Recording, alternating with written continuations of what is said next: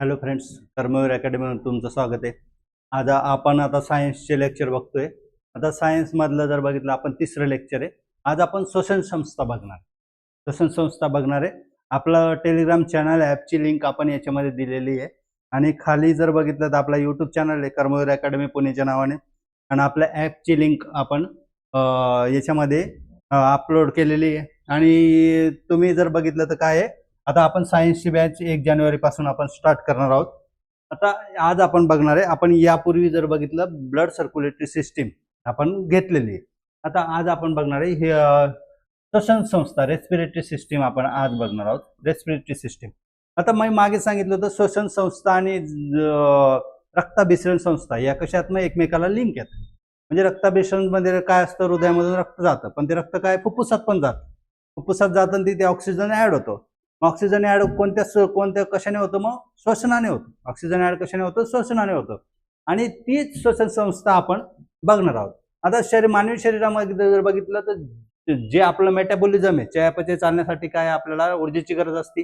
आणि ऊर्जा कशातून मिळत असते आपल्याला, ग्लुकोज फॅट प्रोटीन याच्यातून ऊर्जा आपल्याला मिळत असते. पण त्याचं डायजेशन करण्यासाठी आपल्याला काय कशाची गरज असते, ऑक्सिजनची गरज लागते. आणि हे ऑक्सिजन आपल्याला कशातून मिळत असतं, मग श्वसन संस्थेतून मिळत असतं. म्हणजे ऊर्जेची काय आहे, नितांत आवश्यकता असते. आणि ऊर्जा निर्मिती कुठे होते, मग पेशीमध्ये होतं. आता याचं पचन कुठे होतं, आता आपण खाल्लं तर त्याच्या कशामध्ये रूपांतर होतं, ग्लुकोजमध्ये होतं. सिंपल कशामध्ये रूपांतर होतं, ग्लुकोजमध्ये होतं. फॅट जर असेल तर त्याचं फॅटी ऍसिडमध्ये होतं. प्रोटीन जर असेल तर त्याचं अमायनो ऍसिड्समध्ये होतं. आणि हे अमायनो ऍसिड्स फॅटी ऍसिड्स आणि ग्लुकोज काय होतं, ऍब्सॉर्ब होतं, आपल्या रक्तामध्ये येतं. रक्तातून कुठे जातं, मग ते पेशीपर्यंत जातं. आणि पेशीमध्ये काय होतं, मग त्याचं पचन होतं. आणि त्याचं पचन कशाने होतं, ऑक्सिजनच्या साह्याने पचन होतं. आणि त्यापासून एटीपीची निर्मिती होती. ते सगळं काय याच्यामध्ये बघणार. मग ते कशामध्ये जर बघितलं, म्हणजे अन्नवहन संस्था, रक्ताभिसरण संस्था, श्वसन संस्था या एकमेकाला काय पूरक, सगळ्याच संस्था एकमेकाला पूरक आहे. पण आपण आता लिंक कशाची बघणार आहे, श्वसन संस्था रक्ताभिसरण संस्था. आणि आपण जर बघितलं डायजेस्टिव्ह सिस्टीम पण याच्यामध्ये रोल येणार आहे. पण आपण आता काय बघतोय, आपण श्वसन संस्था त्याच्यामध्ये बघणार आहे. आता ऊर्जा निर्मिती कुठे होते, मध्ये पेशीमध्ये होते.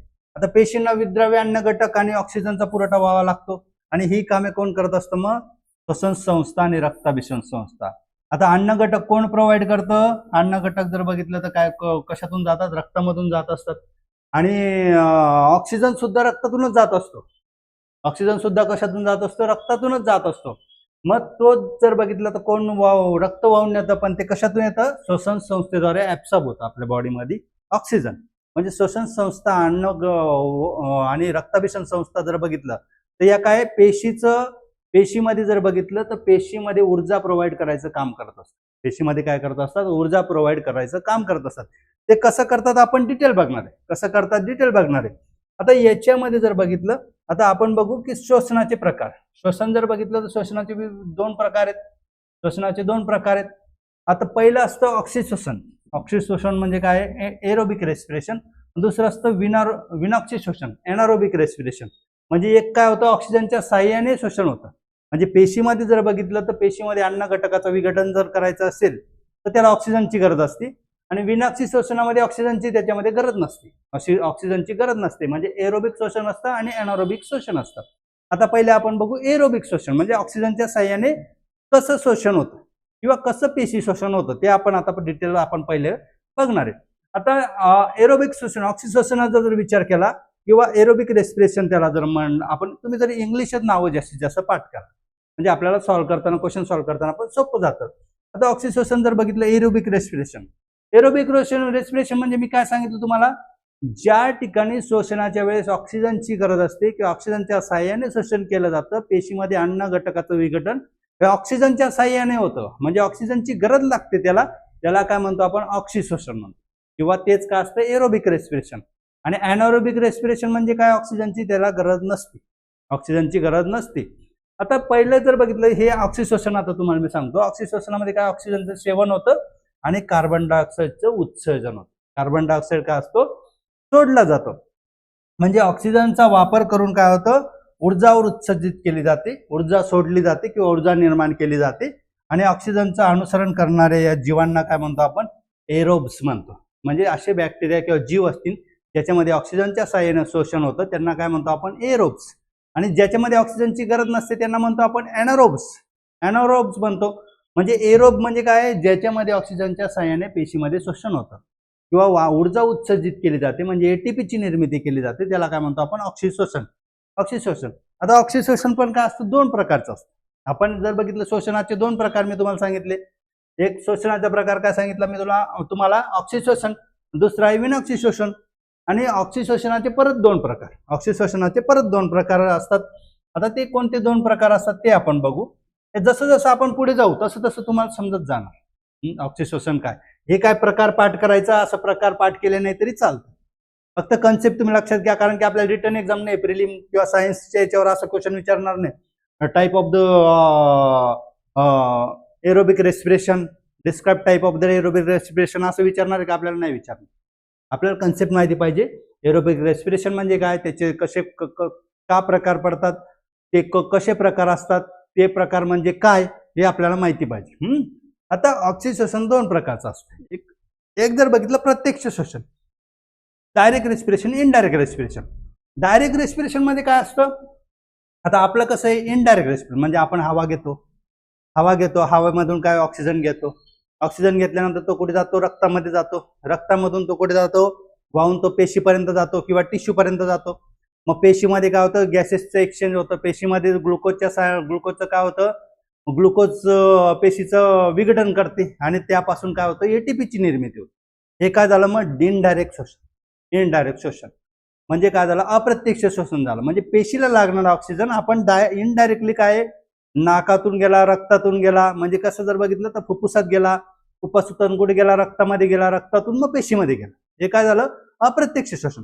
आणि प्रत्यक्ष शोषण मध्ये काय असतं, जिथे इतर अवयव किंवा रक्ताची गरज नसते, डायरेक्ट ऑक्सिजनचा एक्सचेंज होतो. म्हणजे स्किनला शोषण लागणार आहे ना, डायरेक्ट स्किन मधून ऑक्सिजनचं एक्सचेंज होणार. स्किन मधून काय होणार, ऑक्सिजनचा एक्सचेंज होणार. म्हणजे विनॉक्सिशोषण मध्ये काय आहे, यामध्ये शोषण अवयवांचा यूज नसतो, शोषण अवयवांचा उपयोग नसतो.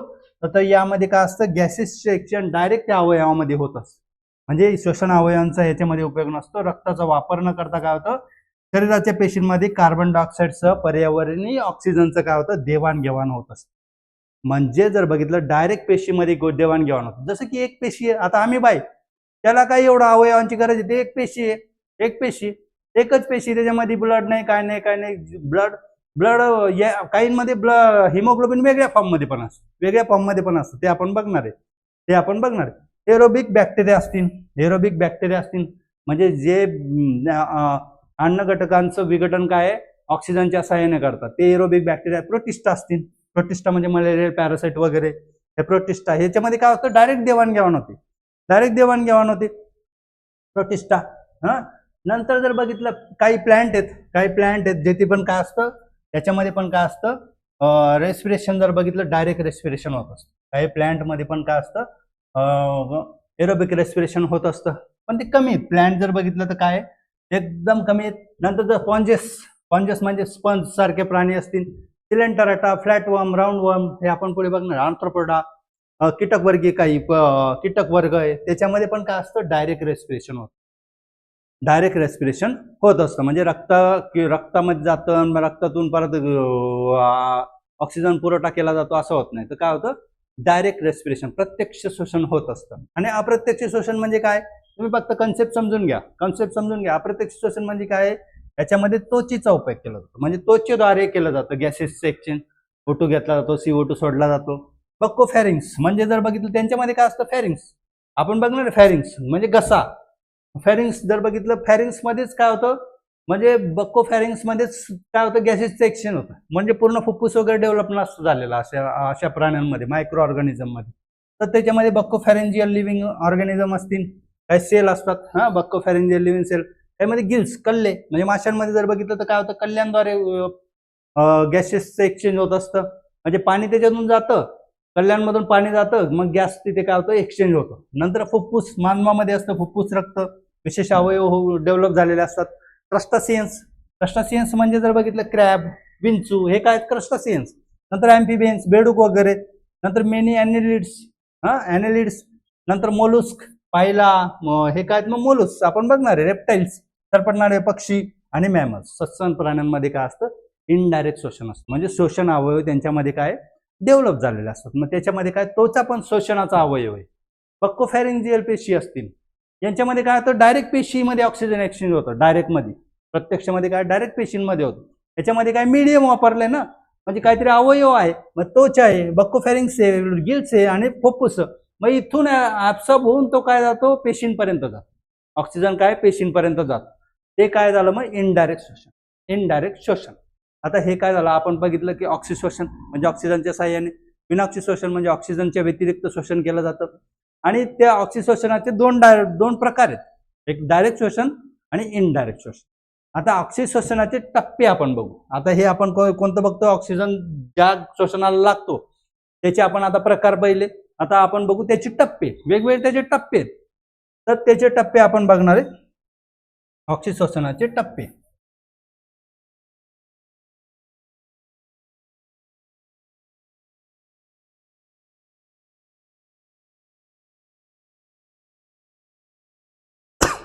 हे अजून डिटेल आपण बघणार आहे, अजून डिटेल आपण याच्यामध्ये बघणार आहे.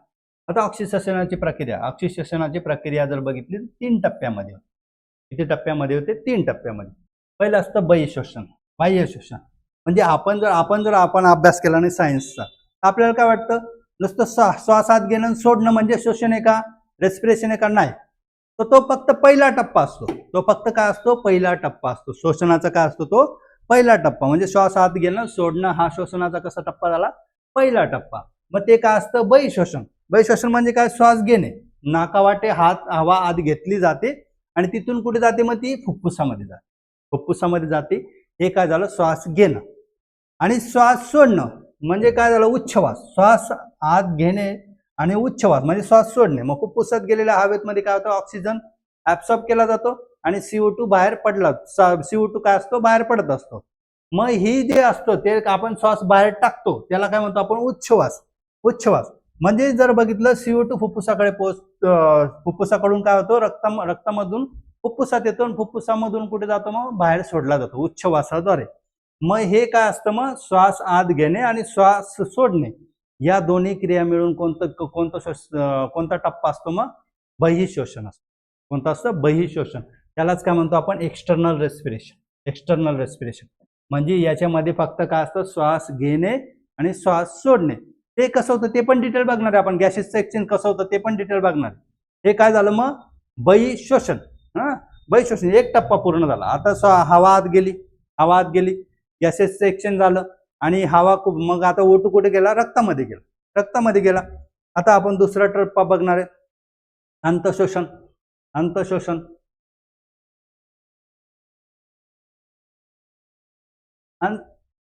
Internal respiration. हे झालं एक्सटर्नल रेस्पिरेशन. दुसरं इंटरनल रेस्पिरेशन.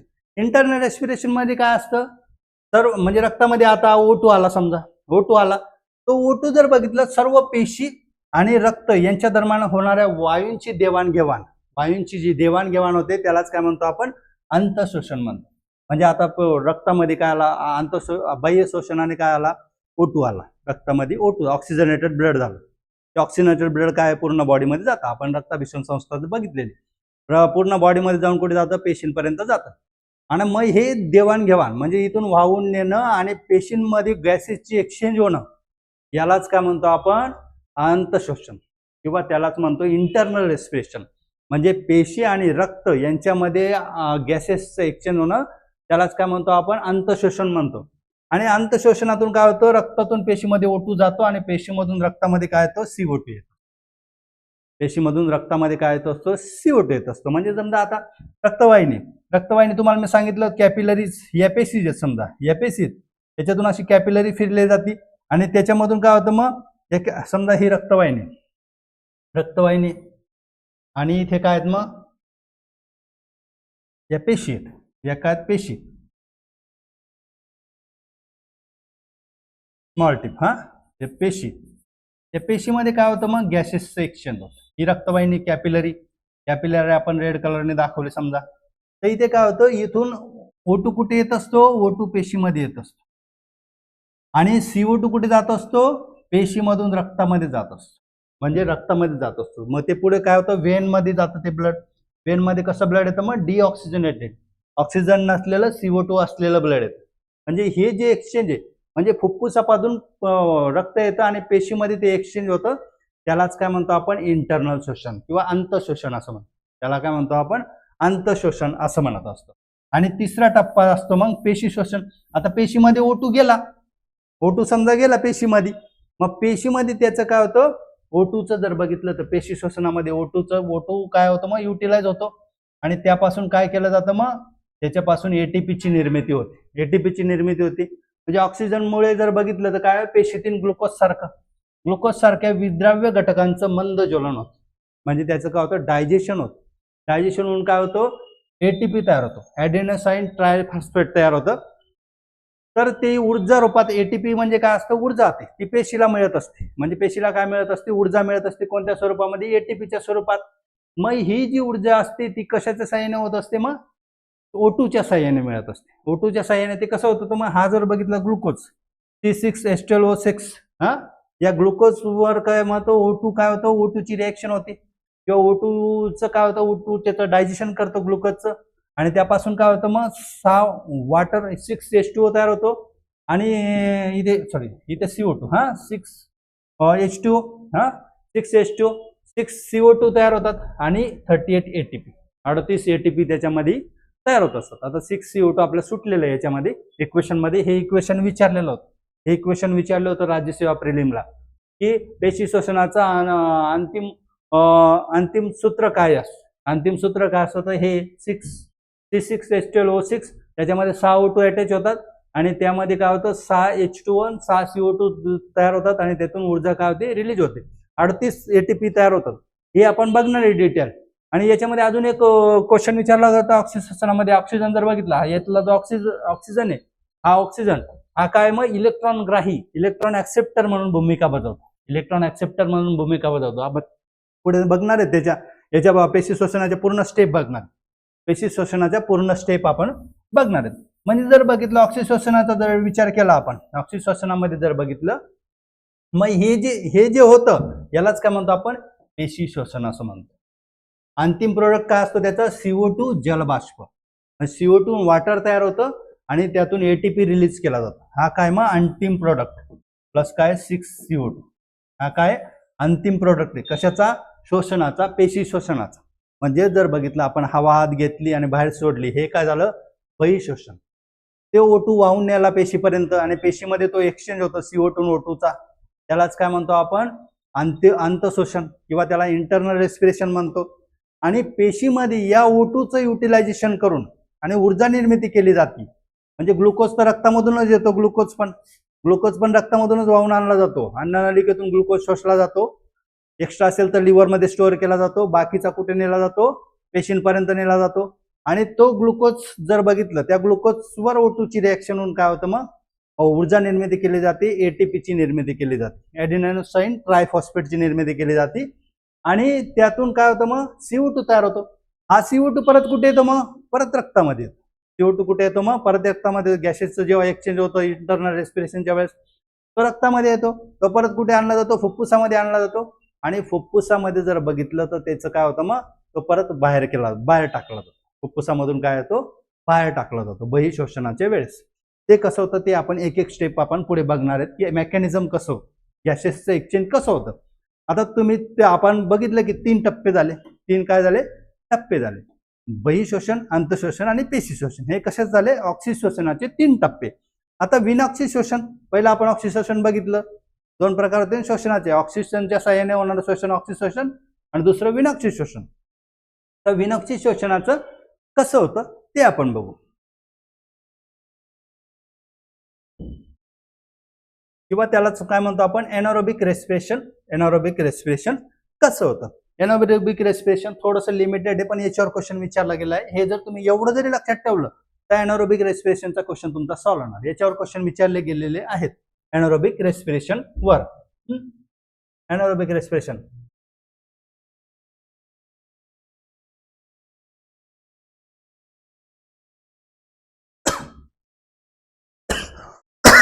सॉरी ज्या श्वसन प्रक्रियेमध्ये ऑक्सिजनचा वापर न करता ऊर्जा निर्माण केली जाते त्याला काय म्हणतो आपण विनाऑक्सिशोषण म्हणलं जातं. मी आधीच सांगितलं जिथे मग ऑक्सिजनचा वापर केला जात नाही त्याला काय म्हणतो आपण विनाक्षी श्वसन. किंवा एनारोबिक रेस्पिरेशन, ते कोणतं होतं एरोबिक. एरोबिक होतं ऑक्सिजनच्या साह्याने, हे काय झालं एनारोबिक झालं. म्हणजे जिथे ऑक्सिजनचा वापर केला जात नाही ते कोणतं झालं एनारोबिक शोषण. आणि एनारोबिक शोषण करणारे जीवाणू असतात त्यांना काय म्हणतो आपण एनारोब्स म्हणतो. त्यांना काय म्हणतो एनारोब्स म्हणतो. त्यालाच काय म्हणतो ते ऑक्सिजनच्या साह्याने जे शोषण करतात त्याला काय म्हणतो आपण एरोब्स म्हणतो. त्याला काय म्हणतो एनारोब्स म्हणतो. यांच्यामध्ये काय आहे आता ऑक्सिजनेशनामध्ये CO2 तयार होतो. एंड प्रोडक्ट काय असतो CO2H2O, CO2H2O आणि ATP. हा याच्यामध्ये काय आहे CO2 तयार होतो किंवा नाही होत. काहींमध्ये काही बॅक्टेरिया CO2 तयार करतात, काही तयार करत नाही. म्हणजे CO2 एंड प्रोडक्ट असणार का याच्यामध्ये कंपल्सरी नाही. CO2 तयार होईल किंवा नाही होणार, CO2 तयार होईल किंवा नाही होईल. मग याच्यामध्ये CO2 तयार करतात किंवा करू शकत नाही. आता उदाहरण कोणकोणते द्यायचे, काही लिमिटेड उदाहरण आहेत एनारोबिक रेस्पिरेशनचे. एनारोबिक रेस्पिरेशन करणारे काही बॅक्टेरिया असतात आणि काही ईस्ट असतात, ते आपण बघणार आहे. आता एनारोबिक रेस्पिरेशन जर बघितलं काही ठराविकच एक्झाम्पल आहेत ते आपण बघू. याच्यामध्ये जर बघितलं ईस्ट जर बघितलं तर काय होतं ऑक्सिजनचा वापर न करता काय होतं ग्लुकोजचं ऑक्सिडेशन करतं. ग्लुकोजचं ऑक्सिडेशन करून काय करतं ईस्ट. 2 मिनिटं.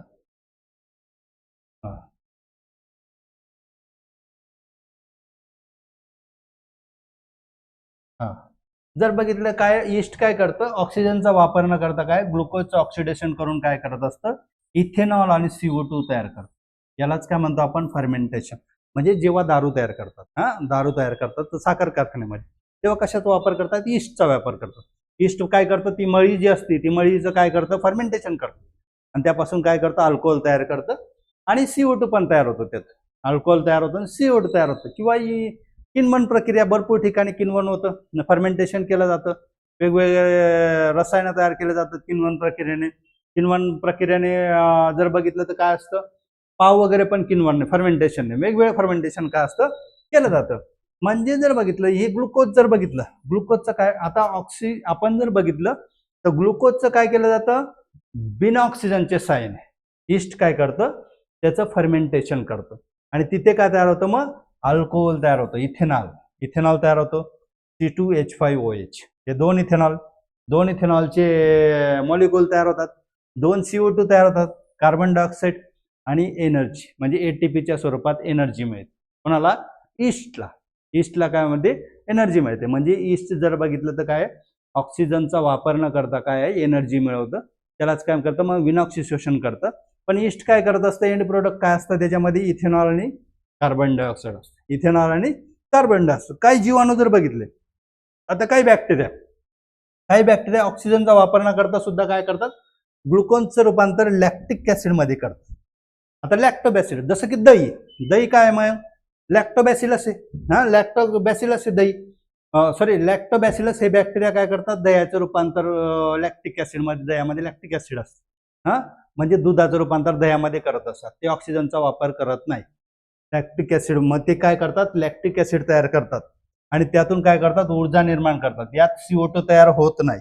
यामध्ये काय CO2 तयार होतं. याच्यामध्ये काय होतं CO2 तयार होत होता याच्यामध्ये CO2 तयार होत नाही. म्हणजे काही बॅक्टेरिया जर बघितलं तर काय बिना ऑक्सिजनचं ग्लुकोजचं काय करतात ऊर्जेमध्ये रूपांतर करतात. पण ते काय करतात आता ग्लुकोजचं काय ग्लुकोज डिझॉल्व तर केला त्यांनी तयार काय केलं लॅक्टिक ऍसिड लॅक्टोबॅसिलस. एक्झाम्पल काय याचं लॅक्टोबॅसिलस दह्यामध्ये असतो हा बॅक्टेरिया. म्हणजे दह्याचं जे आपण मुरण टाकतो किंवा ताक वगैरे टाकतो त्याच्यामध्ये तो लॅक्टोबॅसिलस टाकतो. मग तो लॅक्टोबॅसिलस काय करतो त्या दुधाचं फर्मेंटेशन करतो किंवा दुधाचं रूपांतर दह्यामध्ये करत असतो. किण्वन नाही म्हणणार त्याला. तर दुधाचं रूपांतर दह्यामध्ये करत असतो आणि त्यावेळेस काय करतो एनर्जी रिलीज करतो. इथे CO2 तयार होतो का नाही. या प्रक्रियेमध्ये CO2 तयार होत नाही. म्हणजे मी तुम्हाला आधी सांगितलं होतं की विनाक्षी श्वसनामध्ये CO2 एंड प्रोडक्ट असतो किंवा नसतो. CO2 एंड प्रोडक्ट असतो किंवा नसतो. मग याच्यामध्ये नाही म्हणजे काही बॅक्टेरिया जर बघितलं तर काय करतात ग्लुकोजचं रूपांतर डायरेक्ट लॅक्टिक ऍसिड मध्ये करतात. त्याचं एक्झाम्पल काय लॅक्टोबॅसिलस तुम्हाला मी सांगितलं. लॅक्टोबॅसिलस जो दह्यामध्ये असतो तो काय करतो लॅक्टिक ऍसिड मध्ये रूपांतर करतो आणि त्याच्यामधून एनर्जी काय करतो रिलीज करतो. म्हणजे ATP आपल्याला घेतो एनर्जी त्यांना मिळत असते. बीजांकुर आणि अजून विनाक्षी श्वसन कुठे कुठे होत असतं एनारोबिक रेस्पिरेशन हे क्वेश्चन विचारले गेले. बीजांकुरणाच्या वेळेस म्हणजे जेव्हा बीजांकुरण करत असतात तेव्हा काय असतं त्यांच्या आजूबाजू वाटर असतं त्यावेळेस ते काय करतात, बीज जे असतं, सीड्स जे असतात ते काय करतात, विनॉक्सी शोषण करतात. ते ऑक्सिजनचा उपयोग करत नाही, ते विनॉक्सी शोषण करतात. व्यायाम करते वेळी आपण जेव्हा व्यायाम करतो ना, तेव्हा आपल्याला काय लागतं, जास्तीत जास्त एनर्जी लागते. जास्तीत जास्त एनर्जी लागते ना, अशा वेळेस काय होतं, मग जर फास्ट आपल्याला एनर्जी लागली एटीपी, तर आपल्याला काय होतं, विनॉक्सी शोषण आपल्या पेशी पण करतात. आपल्या पेशी पण विनॉक्सी शोषण करतात. विनॉक्सी शोषण करतात मांसपेशी, आणि त्यावेळेस लॅक्टिक ऍसिड पेशींमध्ये तयार होतं. काय तयार होतं, विनॉक्सी शोषणाचं एंड प्रोडक्ट काय सांगितलं मी तुम्हाला, लॅक्टिक ऍसिड. याच्यामध्ये बॅक्टेरियामध्ये काही आपल्या पेशी पण तयार होतात. बघा, व्यायाम करताना काय होतं, कधी कधी जास्त व्यायाम झाला तर त्यावेळेस पायामध्ये गोळे वगैरे येतात. ते गोळे कशामुळे येतात, लॅक्टिक ऍसिडमुळे होतात. कशामुळे येतात, लॅक्टिक ऍसिड आपल्या पेशींमध्ये तयार होतं. मग ते जोपर्यंत रक्तामध्ये मिक्स होत नाही तोपर्यंत काय होतं, मग त्याच्या पायामध्ये गोळे येतात. म्हणजे काही काही व्यायाम करते वेळी कधी कधी काय होतं, आपल्या पेशी ज्या असतात त्या काय विनॉक्सी शोषण करतात, विना ऑक्सिजन. म्हणजे ब्लड येणार, त्याच्यातून ऑक्सिजन देणार, मग ते ग्लुकोज मिळणार, त्याच्यातून मग एटीपी आपल्याला मिळणार. तसे अशा वेळेस काय होतं, मग आपल्या पेशी सुद्धा, मांसपेशी सुद्धा काय होतात, विनॉक्सी शोषण करायला लागतात. विनॉक्सी शोषण करायला लागतात आणि त्यातून काय होतं, मग एटीपी मिळत असतो. आणि अशा वेळेस एंड प्रोडक्ट काय असतो, लॅक्टिक ऍसिड असतं. म्हणजे विनॉक्सी शोषण काय होतं, एक तर फर्मेंटेशन होतं, किण्वन होतं, त्यावेळेस अल्कोहोल आणि CO2 होतं. दुसरं की काय, काही bacteria lactic acid end product तयार करतात. बीजांकुरणाच्या वेळेस काय होतं, बीजांकुरणाच्या वेळेस विनॉक्सी शोषण होत असतं. आणि दुसरं काय, काही वेळेस आपल्या मांसपेशी सुद्धा काय होतात, विनॉक्सी शोषण करत असतात. आता शोषणाचं जर बघितलं तर आता ही डायग्राम आहे, ही डायग्राम आहे. ही डायग्राम तुम्हाला सांगतो मी फक्त. ऑक्सिशोषण, शोषण. हा, तर पहिले काय होतं, ग्लुकोज आहे समजा, ग्लुकोज पेशीमध्ये जातो. पेशीमध्ये गेला तर काय होतं, पहिले अशी पेशी, समजा अशी पेशी, इथे न्यूक्लियस. हा, इथे न्यूक्लियस आहे, इथे काय सायटोप्लाझम, मग इथे रायबोझोम असतो, मायटोकॉन्ड्रिया असतो. हा, मायटोकॉन्ड्रिया समजा. हा, मायटोकॉन्ड्रियामध्ये काय होतं, एटीपी फॉर्मेशन होतं. एनर्जीचं काय होतं, त्याला एनर्जीचं भांडार म्हणतात. हा, मायटोकॉन्ड्रियाला. मग मायटोकॉन्ड्रिया पहिलं काय होतं, ग्लायकोलायसिस. ग्लायकोलायसिस म्हणजे ग्लुकोजचं काय होतं, ब्रेकडाऊन. लायसिस म्हणजे ब्रेकडाऊन. ग्लुकोजचं काय होतं, ब्रेकडाऊन होतं. ग्लुकोज किती कार्बन आहेत त्याच्यामध्ये, C6H12O6. हा, हे 3 कार्बनचं कशामध्ये रूपांतर होतं, पायरुवेट मध्ये रूपांतर होतं. पहिल्यांदा पायरुवेट मध्ये रूपांतर होतं. आता हे पेशी शोषण बघतोय आपण. हा, पेशी शोषण डिटेलमध्ये, पेशी शोषण आपण डिटेलमध्ये, प्रत्येक मेकॅनिझम आपण डिटेलमध्ये बघणार आहे. हे फक्त एक डायग्राम आहे तुम्हाला. मग त्याचे रूपांतर पहिल्यांदा काय होतं, पायरुवेट मध्ये होतं. तेव्हा पण एटीपी रिलीज केले जातात. 2 एटीपी तेव्हा पण फॉर्म होतात. जेव्हा पायरुवेट मध्ये तयार रूपांतर होतं ना, तेव्हा 2 एटीपी तयार होतात. नंतर या पायरुवेटचं म्हणजे जर बघितलं तर ऑक्सिशोषण असो की विनॉक्सी शोषण असो, ग्लायकोलायसिस होतच, म्हणजे ग्लुकोजचं ब्रेकडाऊन होतच. मग त्याच्या पुढची प्रक्रिया काय असते, वेगवेगळी असते. त्याच्या पुढची प्रक्रिया काय असते, पेशीमध्ये वेगवेगळी असते. ऑक्सिजनच्या साह्याने, ऑक्सिजनच्या विना. हा, ऑक्सिशोषण होणार किंवा विनॉक्सी शोषण होणार. आता लॅकापोटू, हा ना, ईस्ट मध्ये काय होतं, मग या पायरुवेटचं रूपांतर कशामध्ये होतं, इथेनॉल आणि CO2 मध्ये. इथेनॉल आणि CO2 म्हणजे ग्लुकोजचं रूपांतर कशामध्ये होतं, इथेनॉल आणि CO2. आणि इन प्रेझेन्स ऑफ ऑक्सिजन, मग ऑक्सिजनच्या साह्याने कुठे होतं, मग मायटोकॉन्ड्रियामध्ये जातं. मग हे पायरुविक ऍसिड कुठे जातं, मायटोकॉन्ड्रियामध्ये जातं. मायटोकॉन्ड्रियामध्ये जातं. मायटोकॉन्ड्रियामध्ये कोणतं सायकल होतं, क्रेब्स सायकल होतं. क्रेब्स सायकल आपण बघणार आहे पुढे. हा, क्रेब्स सायकल होतं. आणि तिथे मग काय होतं, एटीपी रिलीज केले जातात. एटीपीचे फॉर्मेशन होतं. त्या सायकलमध्ये एटीपी तयार केले जातात. मग 36 एटीपी तिथे तयार होतात. 36 एटीपी काय होतात, तिथे तयार होतात. असे टोटल काय होतं, मग 38 एटीपी तयार होतात. एटीपी तयार होतात. आणि मग इथे काय होतं, मग या मायटोकॉन्ड्रियामध्ये या O2, मग या पायरुवेटचं रूपांतर कशामध्ये होतं, CO2, H2O आणि एनर्जी. एनर्जी म्हणजे काय, एटीपी, ॲडेनोसाईन ट्रायफॉस्फेट. ॲडेनोसाईन ट्रायफॉस्फेट म्हणजे ग्लुकोजचं रूपांतर कशामध्ये होतं, CO2, H2O आणि एनर्जी मध्ये होतं, तिथे O2च्या प्रेझेन्समध्ये. आणि लॅकापोटू हे पण ह्युमन मध्ये होतं, मसल सेलमध्ये लॅकापोटू होतं ना. मग ते कुठे काय, लॅक्टिक ऍसिड तयार होतं. तिथे काय होतं, लॅक्टिक ऍसिड तयार होतं आणि एनर्जी पण रिलीज होते. इथे पण एनर्जी असते, सगळ्या ठिकाणी एनर्जी असते. हे काय झालं, मग हे ऑक्सिशोषण आणि विनॉक्सी शोषणाची ही काय झाली, डायग्राम झाली. आता आपण बघणार आहे ऑक्सिशोषण. हे शोषण जर बघितलं तर डिटेलमध्ये आपण एक एक पार्ट बघणार, एक एक बघत जाणार आहे. आता पहिले आपण बघू शोषणाचे अवयव बघू. शोषणाचे अवयव बघू. शोषणामध्ये कोणकोणते अवयव असतात ते आपण बघू. रचना कार्य आपण बघू. श्वसन संस्था, श्वसन संस्था रचना आणि कार्य बघू. श्वसन संस्थेचं जर बघितलं तर पहिला भाग कोणता असतो? Nasal cavity. पहिला पार्ट काय असतं? Nasal cavity. नाकापासून श्वसनाला चालू होतं, नाकापासून श्वसन चालू होतं. पहिला पार्ट काय मग? Nasal cavity.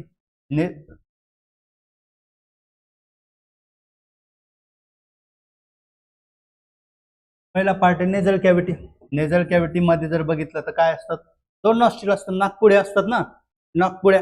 या दोन नाकपुड्यांची काय असते? नेझल कॅव्हिटी बनलेली असते. नेझल कॅव्हिटी नंतर काय असतो? घसा असतो. घसा असतो किंवा त्यालाच आपण तोंडाची कॅव्हिटी सोडी असते. ओरल कॅव्हिटीतून कधी कधी ओरल रेस्पिरेशन पण होतं, म्हणजे ते पण काय आहे याच्यामध्ये पार्ट असतं. रेस्पिरेटरी सिस्टीमचा ओरल कॅव्हिटी पण कधी कधी असतं. नंतर मग घसा असतो. या दोन्हींना कोण जोडतो मग? घसा. ओरल रेस्पिरेशन पण कधी कधी होत असतं. हा, तर काय असतं? फॅरिंग्स. घसा म्हणजे काय असतं? फॅरिंग्स. फॅरिंग्स नसतं काय असतं? लॅरिंग्स. म्हणजे हा व्हॉइस बॉक्स असतो. Voice box. आता मी जे बोलतोय ते कुठून येतं? मग व्हॉइस बॉक्स मधून. ते पण काय रेस्पिरेटरी सिस्टीमचा पार्टच येते, श्वसन संस्थेचा भागच असतं. लॅरिंग्स. त्याला म्हणतो आपण स्वरयंत्र. स्वरयंत्र, लॅरिंग्स. नंतर काय असतं? ही एक नळी असते, अन्ननलिका. काय असते? अन्ननलिका जर बघितली तर बॅक साईडला. आता इथे जर बघितलं तर काय? इथे अन्ननलिका श्वसन नलिका सेपरेट होते. आपली श्वसन नलिका काय? पुढच्या बाजूला असते, पुढच्या बाजूला असते. इथे काय असतं? इपिग्लॉटिस असतं, श्वसन नलिकेचं झाकण असतं. इपिग्लॉटिस. अशी श्वसन नलिका चालू झाली. इथे समजा अन्ननलिका आली आणि ही श्वसन नलिका सेपरेट होती ना. इथे हा घसा आहे समजा, तर इथे काय असतं? श्वसन नलिका सेपरेट होती. तर इथे काय असतं? असं एक झाकण असतं, त्याला काय म्हणतो आपण? इपिग्लॉटिस म्हणतो. इपिग्लॉटिस म्हणतो. ते इपिग्लॉटिस कशावर असतं? ट्रकियावर असतं. मग ही काय असते? ही श्वसनाची नळी, श्वसन नलिका असती, तिला काय म्हणतो आपण? ट्रकिया. मग ही ट्रकिया परत काय होतं? दोन ब्रँचेस मध्ये डिवाइड होते, राईट आणि लेफ्ट. ट्रकिया काय होतं? दोन ब्रँचेस मध्ये डिवाइड होते. त्या ब्रँचेसला काय म्हणतो आपण? ब्रॉन्काय. म्हणजे दोन्हींचं प्लुरल काय? प्लुरल म्हणलं की त्याला ब्रॉन्काय म्हणतात, आणि एक सिंग्युलर म्हणलं तर ते सिंगल म्हणलं तर त्याला ब्रॉन्कस. म्हणजे राईट ब्रॉन्कस, राईट प्रायमरी ब्रॉन्कस आणि लेफ्ट प्रायमरी ब्रॉन्कस. म्हणजे डावं ब्रॉन्कस, उजवं ब्रॉन्कस, डावं ब्रॉन्कस, अशा दोन ब्रँचेस मध्ये डिवाइड होतो. त्या दोन्हींना काय म्हणतो? ब्रॉन्काय आणि ब्रॉन्कस एकच असतं. तर दोन्हींना जर म्हणलं तर ब्रॉन्काय म्हणायचं, ब्रॉन्काय. आणि सिंग्युलर म्हणलं तर ब्रॉन्कस म्हणायचं, सिंग्युलर म्हणलं तर ब्रॉन्कस म्हणलं. आणि त्याच्यानंतर काय असतं मग? राईट लंग आणि left lung. Left lung, right lung. आता या ब्रॉन्कस आणि ब्रॉन्कायचं पण कसं डिवायडेशन होतं ते आपण बघणार आहे. आणि याच्या बेसला काय असतं मग? एक डायफ्रॅम असतो. एक काय असतो? डायफ्रॅम असतो, मसलचा डायफ्रॅम असतो, पडदा असतो. जो काय करतो? ॲब्डोमेन आणि ही जी थोरॅसिक कॅव्हिटी म्हणजे आपली छातीचं पिंजरा, त्याला डिवाइड करत असतं. काय करत असतं? एक मसलचा पडदा असतो, त्याला काय म्हणतो आपण? डायफ्रॅम असं म्हणत असतो. त्याला काय म्हणतो? डायफ्रॅम. पुढची फिगर सांगतो तुम्हाला. म्हणजे जर बघितलं तर रेस्पिरेटरी सिस्टीम मध्ये जर बघितलं आणि लंग्सचं जर बघितलं, आता लंग्स आहे राईट लंग आणि लेफ्ट लंग. राईट लंग आणि लेफ्ट लंग. या राईट लंग जर बघितलं किती लोब असतात? 3 लोब असतात, अपर, मिडल आणि लोअर. आणि याच्यामध्ये काय असतात? 2च लोब असतात, राईट अपर आणि लोअर. आणि इथे नॉच असते, कारण की या नॉच मध्ये काय असतं? हृदय असतं. या नॉच मध्ये इथे जर हा खड्डा आहे लेफ्ट लंगला, लेफ्ट लंग जर डाव्या बाजूचा फुफ्फुस आहे, इथे असा एक खड्डा असतो. तो खड्डा कशामुळे असतो? इथे हार्ट असतं, इथे काय असतं? हार्ट असतं मध्ये. म्हणून ते काय असतं? एक लोब याच्यामध्ये कमी असतं, डाव्या बाजूला एक लोब काय असतं? कमी असतं लंग्स मध्ये. मग याच्यामध्ये जर बघितलं, आता पुढचा बघू आपण. इथपर्यंत तुम्हाला समजलंय. आता हे जातं थोडंसं पुढची थोडीशी फिगर आहे थोडी डिटेल मध्ये.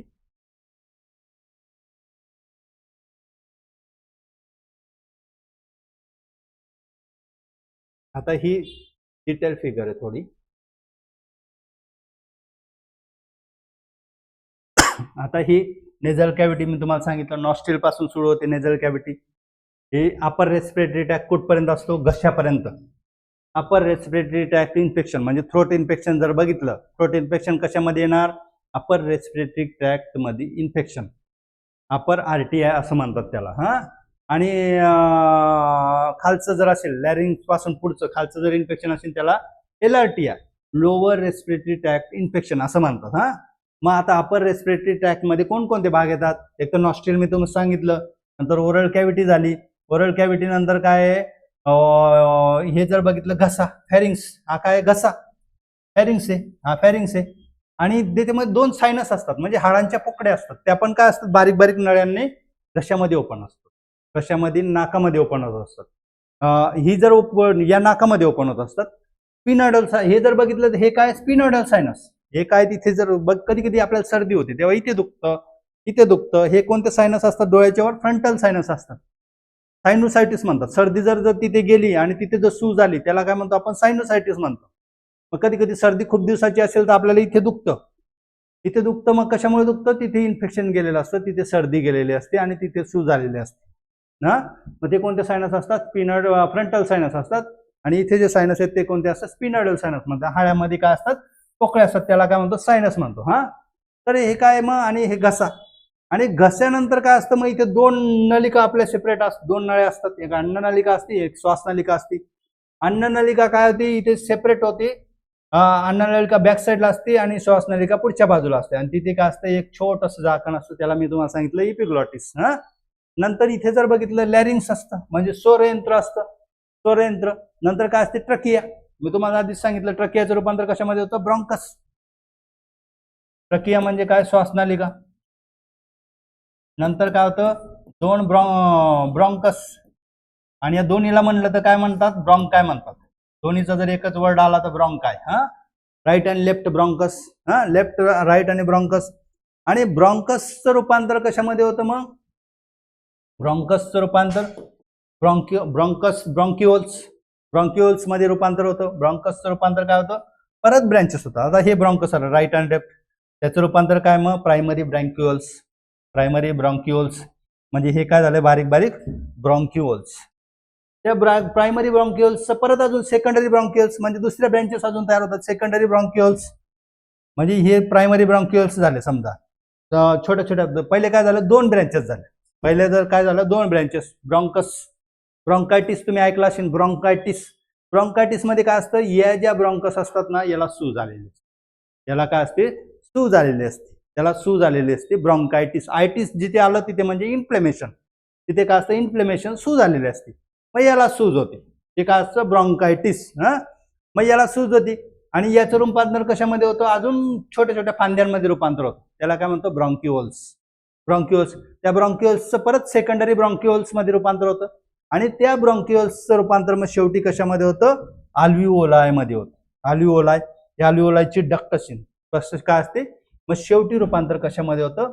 अल्व्हिओलाय मध्ये होतं. अल्व्हिओलाय अशी डक्ट असते आणि तिथे काय असते? एक छोटी सॅक असते. हा, छोटी काय असते? सॅक असते. आपण बघू अल्व्हिओलाय. ही अल्व्हिओलाय ना, याची फिगर पण. आणि ह्या काय मग? डायफ्रॅम. हे कोणतं? Right lung, left lung. त्याच्यामध्ये पण काय आहेत मग? याच्यावर काय असते? याच्यावर पण दोन लेअरचं आवरण असतं. फुफ्फुसावर पण काय असतं? दोन लेअरचं आवरण असतं. जसं हृदयावर काय होतं? आवरण होतं दोन लेअरचं. एक लेअर हृदयावर होती, ही बघा, ही आता फुफ्फुसावर आहे, आपलं फुफ्फुसावर आहे, ही एक लेअर मधली आणि ही बाहेरची. यालाच काय म्हणतात? प्लुरा म्हणतात. या प्लुरा म्हणतात. प्लुरामध्ये फ्लूइड असतं. पण ते त्याच्यामध्ये जर पाणी गेलं किंवा पस गेला तर त्याला प्लुरल इफ्युजन म्हणतात. जेव्हा जास्त आपल्याला कफ होतं ना, तेव्हा याच्यामध्ये पण पाणी साचतं, त्याला प्लुरल इफ्युजन म्हणतात. म्हणजे त्याच्यामध्ये काय होतं? फ्लूइड साचतं, प्लुरल इफ्युजन. मग हे प्लुरा कशासाठी असतात? प्रत्येक आवाच्या मेंदूच्या भोवती काय असतात? मेनिंजायटिस असतात, मेनिंजेस असतात. मेंदूच्या भोवती मेनिंजेस असतात. हार्टच्या भोवती काय असते? दोन लेअरचं पेरिकार्डियमचं आवरण असतं. तसंच याच्या भोवती काय असतं? लंगच्या भोवती पण दोन लेअरचं आवरण असतं. त्यांना काय म्हणतो आपण? प्लुरा म्हणतो. आणि त्याच्यामध्ये प्लुरल फ्लूइड असतं. प्लुरल फ्लूइड त्याच्यामध्ये असतं. तसंच ते हार्टच्या भोवती कोणतं होतं? पेरिकार्डियल फ्लूइड होतं. आणि मेंदूच्या भोवती काय असतं? सीएसएफ असतं. सीएसएफ असतं, सेरेब्रोस्पायनल फ्लूइड. तसं याच्यामध्ये काय असतं? प्लुरल फ्लूइड असतं. आणि याच्यामध्ये इन्फेक्शन झालं आणि जास्त फ्लूइड साचलं तर त्याला प्लुरल इफ्युजन असं म्हणतात. हा, प्लुरल इफ्युजन आपण म्हणतो. अल्व्हिओलाय पर्यंत तुम्ही समजलंय. आता अल्व्हिओलाय कसं होतं ना, म्हणजे छोट्या काय होतं? ब्रँचेस मध्ये रूपांतर होतं. एक मिनिट, त्याच्यामध्ये अजून खाली काय आहे का? आपण अल्व्हिओलायची पण फिगर दिलेली आहे. अल्व्हिओलाय आपण डिटेल मध्ये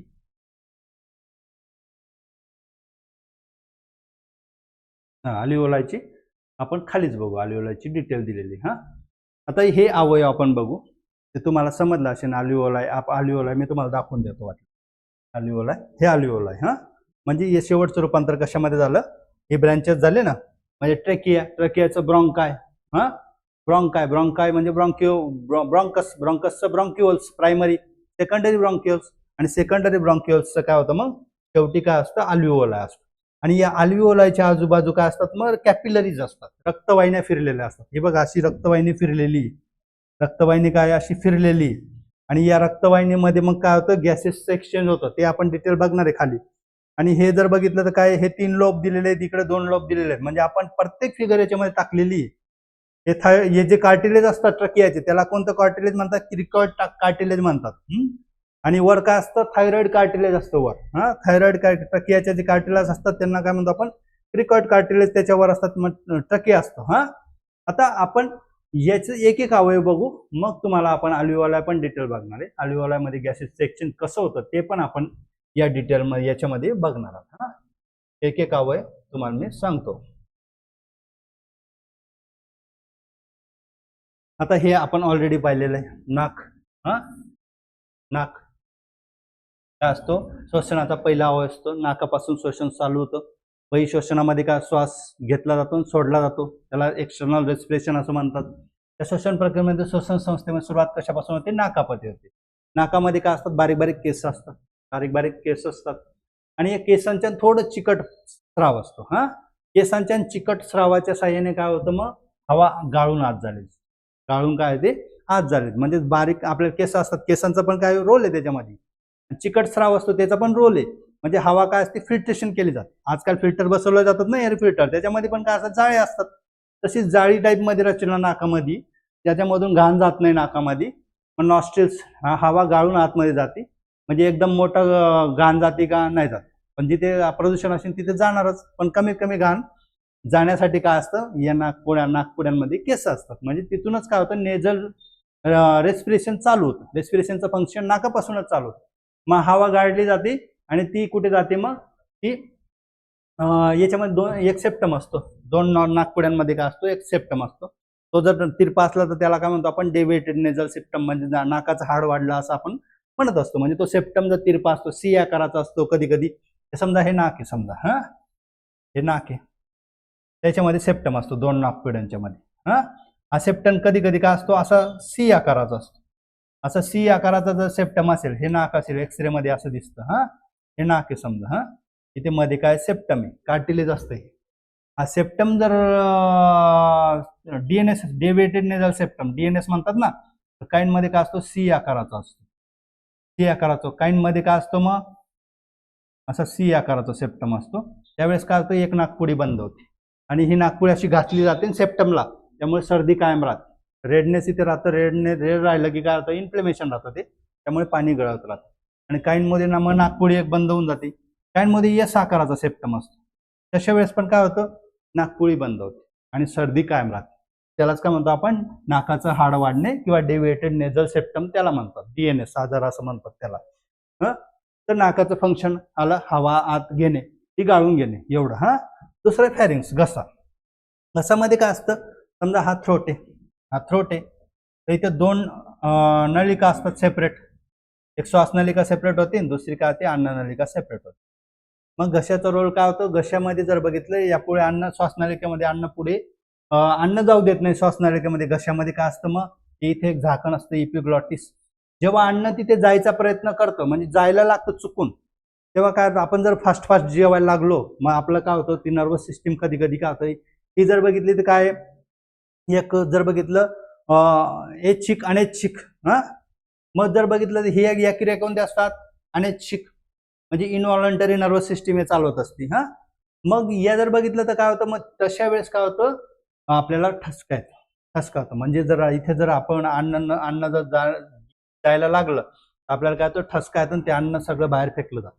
म्हणजे श्वासनलिकेमध्ये इपिग्लॉटिस काय करतं अन्न आतमध्ये जाऊ देत नाही. अन्न जर आतमध्ये गेलं तर काय होतं, अन्न आत गेलं तर ते साचतं, ते कुचतं, त्याच्यामध्ये इन्फेक्शन होतं आणि आपल्याला आजार होतो, आजार होतो. आता ॲनेस्थेशिया आपल्याला तुम्हाला कन्सेप्ट माहिती असेल, जर भूज द्यायची असेल एखाद्या ऑपरेशनच्या वेळेस 6 तास आधी काय करतात 6 तास आधी उपाशी ठेवतात. त्याचा काय अर्थ असतो की 6 तास आधी जर उपाशी ठेवलं, जर आपण जेवलो आणि आपल्याला भूल दिली, असं झोपलो, समजा आपण असं झोपलोय माणूस, असं काय असं माणूस झोपलेला आहे, थोडं समजून घ्या, आपलं काय जसं परफेक्ट फिगर नाही येणार, हे डोकं हेड आहे समजा, हा असं माणूस झोपला, इथे श्वासनलिका आहे, हा इथे अन्ननलिका आहे, हा इथे आपलं अन्न आहे समजा पोटामध्ये. तर आपण जर खाल्लेलं आहे समजा, आणि इथे काय असतात, स्पिंक्टर असतात, वॉल असतात ना, वॉल असतात, गॅस स्टमक आणि डिओडिनमचा मध्ये वाल असतो, आणि इथे इसोफेगस आणि स्टमक मध्ये वाल असतो. पण इसोफेगसचा वाल कसा असतो, थोडा लूज असतो, म्हणजे तिथून अन्न येऊ शकतं. मग समजा 4 तास अन्न कुठे राहतं, स्टमक मध्ये राहतं. कुठे राहतं, स्टमक मध्ये राहतं. आपण खाल्लं की अन्न पाणी कुठे राहतं, स्टमक मध्ये राहतं, म्हणजे जठरामध्ये राहतं. आणि 4 तासानंतर ते खालच्या आतड्यांमध्ये पास होतं. खालच्या आतड्यांमध्ये पाठ म्हणजे मोठा स्मॉल इंटेस्टाईन, लार्ज इंटेस्टाईन मध्ये जातं, म्हणजे डिओडिनमच्या खाली जातं. मग स्टमकचा वाल जो आहे, स्टमक असं समजा हे स्टमक आहे, हा इथे काय असतो, वाल असतो, आणि इथून काय असतं, डिओडिनम असतो. हा जो वाल आहे, इथून अन्न रिटर्न येऊ देत नाही, अन्न रिटर्न येऊ देत नाही.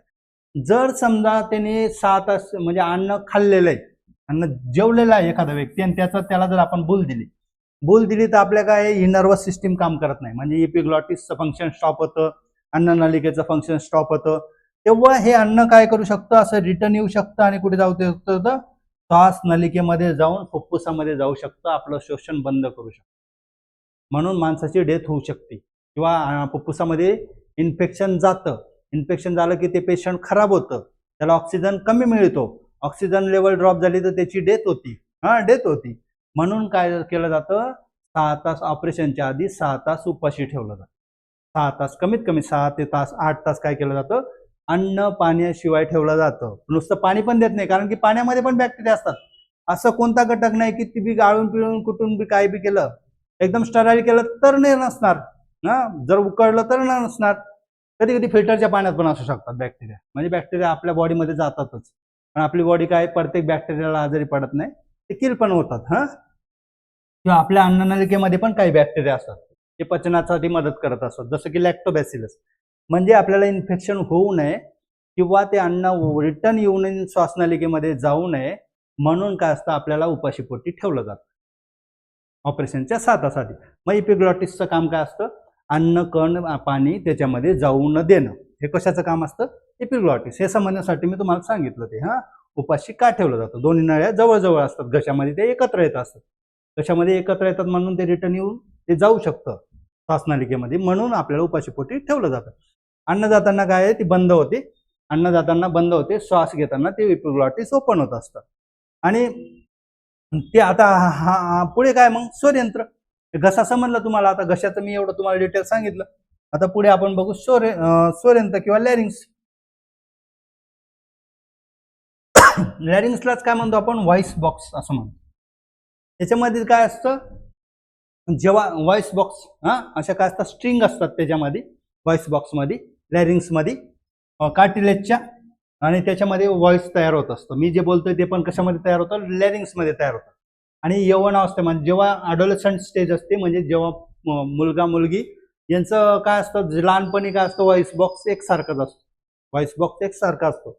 पण यौवन अवस्थेमध्ये काय असतं, मुलांचा किंवा मेलचा व्हॉइस बॉक्स मोठा असतो, इथे असा फुगवटा येतो, त्यालाच काय म्हणतो आपण, ॲडम्स ॲपल म्हणतो. इथे असं सुजलेलं असतं ना काहींचं, आता आपलं असं सुजलेलं लेडीजचं कमी असतं, माणसाचं इथे येतं, त्याला ॲडम्स ॲपल म्हणतो. त्या स्वरयंत्राचा आकार फारसा काय असतो, पुरुषांमध्ये थोडासा मोठा होतो, उठावदार दिसतो, त्यालाच काय म्हणतो आपण, त्यालाच मग ॲडम्स ॲपल म्हणतो.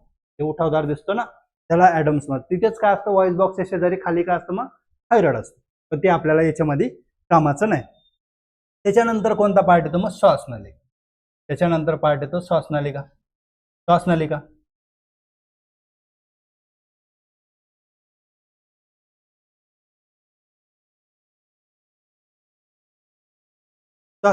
श्वासनलिकाला काय म्हणतात, ट्रॅकियम. मी तुम्हाला आधीच सांगितलं श्वासनलिका मग काय होते. श्वासनलिका सुरुवातीचा भाग जर बघितलं तर कुठे इपिग्लॉटिस पासून जर लॅरिंग्स नंतर काय होतं, श्वासनलिकेला परत काय होतात, 2 फाटे फुटतात श्वासनलिकेचे, त्यालाच काय म्हणतो, ब्रॉन्काय म्हणतात, किंवा उजवं ब्रॉन्कस, लेफ्ट ब्रॉन्कस. या ब्रॉन्कसचं रूपांतर कशामध्ये होतं, ब्रॉन्क्युल्स मध्ये होतं. ते ब्रॉन्क्युल्स पण कसे असतात, मग प्रायमरी सेकंडरी ब्रॉन्क्युल्स मध्ये रूपांतर होत असतं. आणि ब्रॉन्क्युल्सचं शेवटी रूपांतर कशामध्ये होत असतं, मग वायुकोशामध्ये होत असतं, अल्व्हिओलायमध्ये होत असतं. मग अल्व्हिओलायमध्ये काय होतं, प्रॉपर रेस्पिरेशन होत असतं. आता अल्व्हिओलाय नंतर जर बघितलं, अल्व्हिओलायचे आपण जर बघितलं आता फुफ्फुस काय म्हणते, हे जे स्ट्रक्चर असतं पूर्ण ज्याच्यामध्ये अल्व्हिओला असतात, छोटे छोटे छोटे छोटे अल्व्हिओला असतात, असं जर फुफ्फुस असेल, असं फुफ्फुस समजा त्याचे लोब आहेत, अपर लोब, मिडल लोब आणि लोअर लोब.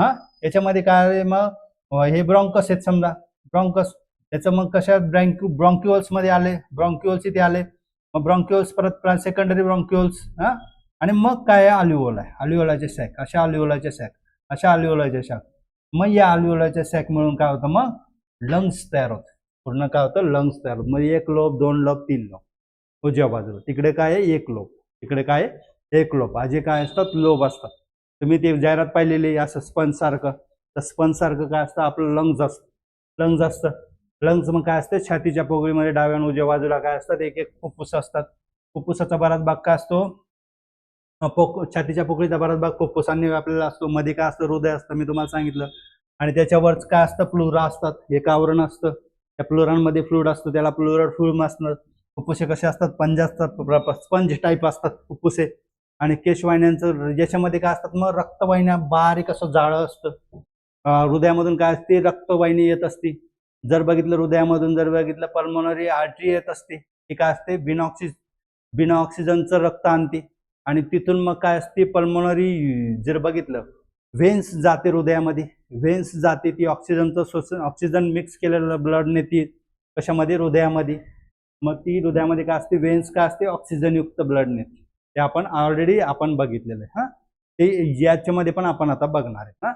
मग त्याच्यामध्ये पोकळ्या असतात, त्या पोकळ्यांमध्ये काय असतात, वायुकोश असतात छोटे छोटे ना. त्या वायुकोशामध्ये कॅपिलरीज अशा फिरलेल्या असतात, ते कॅपिलरीज आजूबाजू. म्हणजे या फुफ्फुसामध्ये रक्त पण काय असतं, सतत फिरत असतं. आणि तिथे काय होतं, गॅसेसचं एक्सचेंज फुफ्फुसामध्ये होत असतात. आता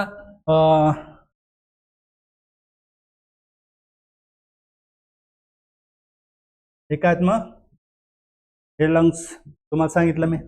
इथून थायरॉइड कार्टिलेज, एक रिकॉर्ड कार्टिलेज याला म्हणतो. नंतर हे ट्रकिया नंतर right bronchus, left bronchus, upper lobe, middle lobe, lower lobe. आणि याच्यामध्ये काय आहेत मग बारीक बारीक ब्रॉन्क्युअल्स आहेत. हे ब्रॉन्क्युअल्स अल्व्हिओला आहेत. अल्व्हिओलाच्या आजूबाजू काय आहेत मग रक्तवाहिन्या फिरलेल्या आहेत या सॅकच्या आजूबाजू. इथे काय होतं, आता समजा ही जी रक्तवाहिनी, ही कॅपिलरी आहे समजा. ही कॅपिलरी कशातून आलेली, मग ही कॅपिलरी समजा ती हृदयामधून आलं, समजा पल्मोनरी आर्टरी आली. ही पल्मोनरी आर्टरी कशामध्ये रूपांतर होते, कॅपिलरीज मध्ये. या कॅपिलरीज मध्ये काय असतं, मग CO2 असतो. तर CO2 काय होतो, याच्यामध्ये अल्व्हिओलामध्ये सोडला जातो. अल्व्हिओला मधला O2 या कॅपिलरीज मध्ये मिक्स होतो.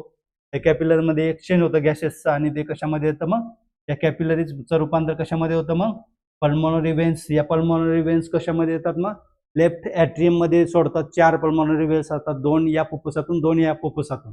असे 4 पल्मोनरी वेन्स त्याच्यामध्ये ड्रेन करतात ब्लड, आणि ते ऑक्सिजनेटेड ब्लड होतं. आता याचं जर बघितलं, याचं हे गॅसेस सेक्शन, हे कॅपिलरीचं आहे. कॅपिलरी जर बघितलं, आता कॅपिलरी जर बघितलं, आता ही जर बघितलं, हे अल्व्हिओला एक, अल्व्हिओला हा O2 येतो. ही समजा ही इथे डिऑक्सिजनेटेड ब्लड आहे. तिथून O2 याच्यामध्ये येतो, ही रक्तवाहिनी आहे. आणि यालाच काय म्हणतो, अल्व्हिओलाची हे मेम्ब्रेन अल्व्हिओलार मेम्ब्रेन म्हणतात. आणि या दोन्ही ज्या अल्व्हिओला आणि रक्तवाहिनीची दोन्ही मेम्ब्रेन असे एकमेकाला चिपकलेल्या असतात, त्याला रेस्पिरेटरी मेम्ब्रेन म्हणतात. म्हणजे ही कॅपिलरी ना, ही रक्तवाहिनी बारीक, ही कॅपिलरी. आणि ही केशिका, कॅपिलरी म्हणजे काय, केशिकांची. आणि ही अल्व्हिओलाची जी मेम्ब्रेन आहे, त्या दोन्ही मेम्ब्रेनला मिळून काय म्हणतात, रेस्पिरेटरी मेम्ब्रेन म्हणतात. म्हणजे याच्यामध्ये गॅसेसचं काय होतं, एक्सचेंज होतं. हे जे एक्सचेंज होतं याला डिफ्युजन म्हणतात. डिफ्युजन आणि ऑस्मोसिस तुम्हाला मी सांगतो. डिफ्युजन म्हणजे काय, डिफ्युजन म्हणजे जिथे, आता समजा इथे O2 जास्त आहे आणि या बाजूला कमी, तर जिथून जास्तच्या कमीकडे गॅसचं जे एक्सचेंज होतं त्यालाच म्हणतो डिफ्युजन. आणि इथे समजा CO2 जास्त आहे, तर इथून कुठे जाणार, इकडे येणार. म्हणून तो CO2 इकडे डिफ्यूज होणार आणि O2 इकडे जातो. म्हणजे जर बघितलं, ऑक्सिजन कुठे डिफ्यूज होतो, कॅपिलरीज मध्ये येत असतो. आणि CO2 कुठे डिफ्यूज होतो, अल्व्हिओलामध्ये जातो, अल्व्हिओला. मग हे ऑक्सिजनेटेड ब्लड असं एकत्र होऊन कशामध्ये रूपांतर होतं, पल्मोनरी वेन्स. आणि त्या पल्मोनरी वेन्स कुठे ड्रेन होत असतात, मग हृदयाच्या लेफ्ट ऍट्रियम मध्ये. आणि आता डायफ्रॅम, एक अवयव शेवटचा राहिला, डायफ्रॅम जर बघितलं तर काय असतं, डायफ्रॅम बडगड्यांच्या डायफ्रॅम मी तुम्हाला सांगितलं मसल असते. मसल बरगड्यांच्या छातीच्या पिंजऱ्याच्या तळाशी काय असतो, एक मसलचं एक पटल असतं. मसलचं पटल असतं, त्याला स्नायूंचा एक पडदा असतो, त्यालाच काय म्हणतो, डायफ्रॅम म्हणतो. आणि जेव्हा आपण श्वास घेतो ना, म्हणजे आपण हवा आत घेतली तेव्हा काय होतं, छाती जे जे काय रिब्स आहेत त्या काय अशात फुलतात, म्हणजे त्या काय होतात, मोठ्या होतात. आणि जो पडदा आहे म्हणजे जे डायफ्रॅम आहे तो पण खाली जातो. म्हणजे हे समजा ही छाती, ही छाती माणसाची, आणि इथे डायफ्रॅम आणि इथून पोट आहे समजा. तर हा डायफ्रॅम असा असतो नॉर्मली. पण जेव्हा श्वास आत घेतो ना तेव्हा काय होतं, हा डायफ्रॅम पण खालच्या बाजूला जातो. डायफ्रॅम पण खालच्या बाजूला जातो. हे पण काय होतात, पुढच्या बाजूला येतात. रिब्स पण पुढच्या बाजूला येतात. त्यावेळेस हवा आतमध्ये शिरते. आणि जेव्हा हवा बाहेर फेकली जाते तेव्हा काय होतं, या रिब्स पण काय होतात, जागेवर येतात. आणि हा डायफ्रॅम पण काय होतं, आकुंचन पावतो. हा डायफ्रॅम पण वरच्या बाजूला येतो आणि तेव्हा हवा काय होते, फेकली जाते. हे एकाच वेळी घडतं. म्हणजे जेव्हा डायफ्रॅम खाली जातो तेव्हाच काय होतं, या रिब्स बाहेरच्या बाजूला फुलतात. म्हणजे आपण अशी घेतली त्यावेळेस काय झालं, छाती आपली फुगली आणि डायफ्रॅम तेव्हाच खाली झाला. म्हणजे काय होते, स्पेस निर्माण झाली, प्रेशर निर्माण झाला. निगेटिव्ह प्रेशर ब्रिदिंग म्हणतात त्याला. Negative pressure breathing. मग तेव्हाच काय होतं, आपल्याला हवा आत येते. आणि जेव्हा उच्छ्वास करायचा असतो तेव्हा काय होतं, मग या बरगड्या मागे जातात आणि डायफ्रॅम पण वरच्या बाजूला उचलला जातो. आणि तेव्हा हवा काय होते, बाहेर फेकली जाते. उच्छ्वास, त्याला नाकाद्वारे हवा काय होते, फेकली जाते. मग बरगड्या काय होतात, मूळ जागी येतात.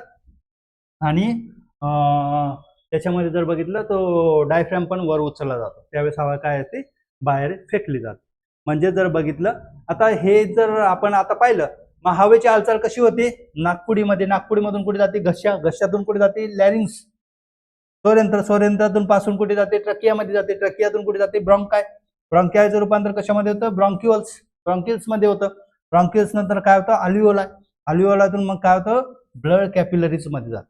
ब्लड कॅपिलरीज मध्ये कशाचं रूपांतर होतं, हवा जाते, म्हणजे ओटू जातं ना ब्लड कॅपिलरीज मधून कुठे जातो, मग टिश्यू किंवा पेशीमध्ये. अंतिम ऑक्सिजन कुठे जातो, पेशीमध्ये जातो. म्हणजे काय होतं, आपण हवा आत घेतो, सोडतो, ते काय झालं, बहिःशोषण. तो वाहून नेला जातो, गॅसेस सेक्शन पेशीपर्यंत जातं. ते काय, अंतशोषण.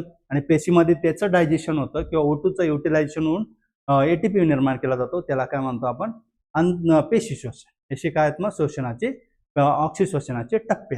आता हे मेकॅनिझम, रेस्पिरेशनचं मेकॅनिझम आपण याच पार्टचा दुसरं लेक्चर आपण घेणार आहे.